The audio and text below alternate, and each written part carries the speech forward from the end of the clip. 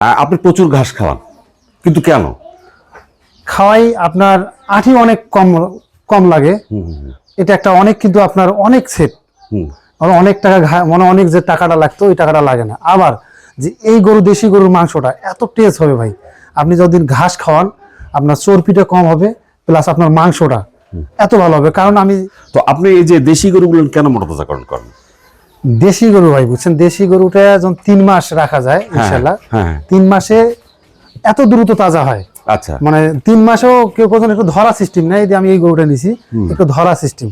আচ্ছা, আমার অনেকে কিন্তু বলে যে বিদেশি গরু বা ক্রস গরুগুলো কি ফিগারটা বড় হয়, তো সেই ক্ষেত্রে মোটাতাজা তাড়াতাড়ি হয়, দ্রুত, এবং ওইটা তো নাকি বেশি লাভ। আপনার বড় গরু হলে বেশি টাকা, মানে টাকার ধাপটা অনেক বেশি। আপনি যে ৭০ দিয়ে কিনলেন, আমি এই টাকা দিয়ে 2টা গরু কিনি, আচ্ছা, আবার 2 মাসে একটা গরু সেল হবে, মানে আবার 2 মাসও সেল করা যায়। একটু ধরা সিস্টেম নিলে 2 মাসে সেল করা যায়। আর যখন বড় গরু, ক্রস গরু হবে, এই গরুটা আপনার 5 মাস 6 মাস পর্যন্ত পুষতে হয়। আচ্ছা, এখানে আরো একটা বিষয় আছে যে এই দেশি গরু যখন ফ্যাটেনিং হয়ে যায়, মোটাতাজাকরণ হয়ে যায় বা হিষ্টপিষ্ট হয়, তখন নাকি চর্বিটা বেশি হয়। তো সেই ক্ষেত্রে অনেকের চাহিদা থাকে না, এই জায়গাটা কষাইদের চাহিদা থাকে না। আপনি অনেকেই অনেক কিছু ফিট খাওয়ায়, যেমন মুরগির ফিট খাওয়ায়, অনেকে আপনার ঘাস খাওয়ায় না।